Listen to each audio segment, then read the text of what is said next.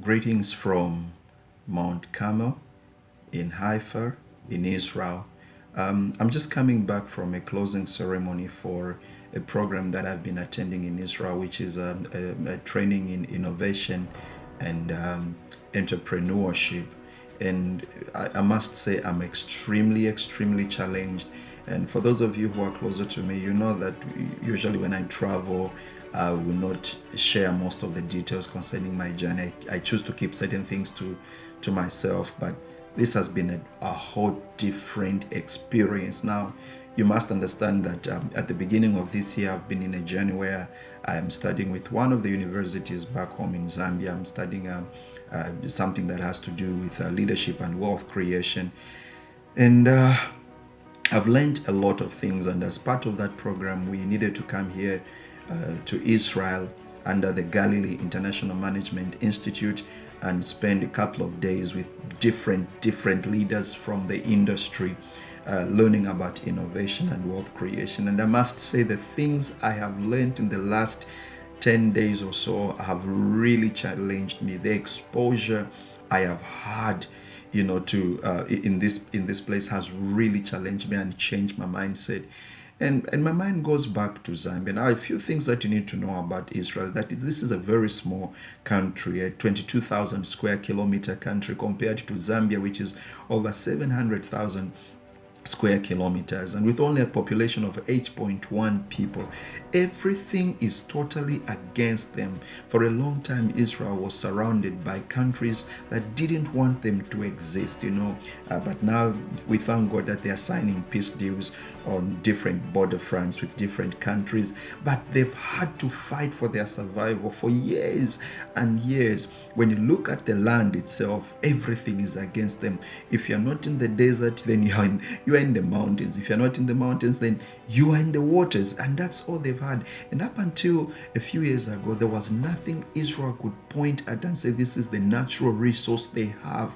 And so what did they decide to do? They decided to use their people as the greatest resource. They invested in their people. They began to train their people, and the people of Israel have been their greatest assets. And interacting with various people from the industry, interacting with innovators, and these are not innovators that are making thousands of dollars. These are innovators that are making millions, and some of them billions of dollars. And talking to them and wanting to find out what the secret is, I've come to learn one thing. Their greatest asset as the people of Israel are the people themselves.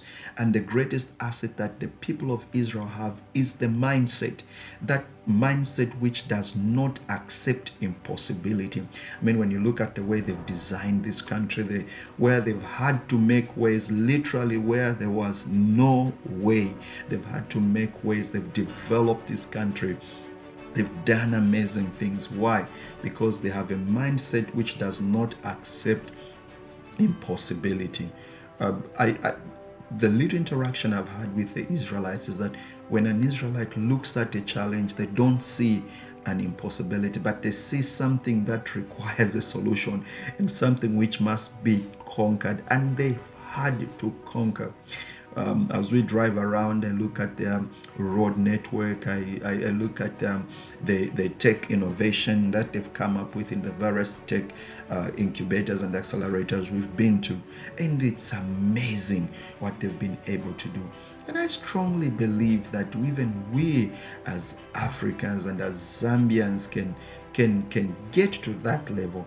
This evening I decided I was not going to be dressed in anything else for our closing ceremony, but I wanted to be in my Zambian colors, because for me this is very important. For me, it's a symbol of the responsibility that I have as an individual and the responsibility that we have corporately as a country to move our country from where we are to where we ought to be. And I strongly believe that we can do it if only as Zambians we realize that the greatest asset that we have, the greatest resource we have, are ourselves in our mind. If we can change our mindset and begin to believe that there is nothing impossible, that we are able to do anything that which others have done, I believe there will be no limit to us. And so This is really from the bottom of my heart. This is an appeal to Africa. This is an appeal to Zambians that let us come together.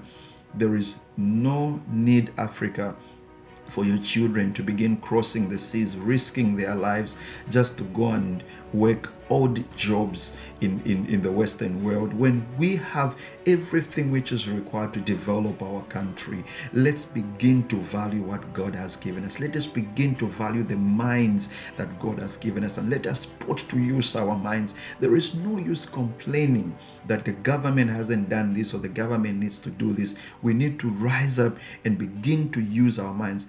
Israel was put in a corner where they knew that they needed to do things by themselves, for themselves, in order to survive. Otherwise, nobody was going to do that for them. And as a result of that, they've come up with all these innovations. It's a marvel.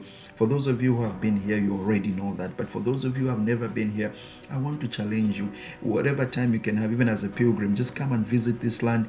But when you go back to your country, ask yourself what you are going to do. And for me, I carry this responsibility where, in my own way, practically, I've already started, and you know that I already have a few things going on back home, but I just want to take that to another level to contribute to the development of my country. And I'm challenging the Zambians that let us come together. Let us stop pulling each other down. Let us support one another. Let us raise one another. Let us build one another. Let us encourage one another and ensure that we develop our nation. I have so much to share, which I want to share with you. And I really pray and trust God that the little wisdom that I've gathered the last few months that I've been doing this program, and the last few days that I've spent here, the interactions I've had with industry leaders, that I can have an opportunity to share this knowledge with people, but much more, not just the knowledge, but just the passion to develop our nation and to be able to do things for ourselves, to come up with inventions and innovations, to build our own things, to build our own cars, to be able to make progress in the high tech, to build our own roads. If only we can get to that place, that is my desire. But for us to get to that level, we need to learn to value ourselves and appreciate ourselves and realize that the most important asset we have as a nation, Zambia, and as a continent, Africa, are the people, and that we can invest in the people, and that we can build one another and not tear one another apart. I wish Zambia all the best, and I wish Africa all the best. My heart's desire and my passion is to one day to live in an Africa where our children can go to any school they want, any university they want. They can have all the meals they want, and they can also enjoy the privileges which for years they've only seen on television. We have a continent to build, Africa. God bless you, and God bless Zambia.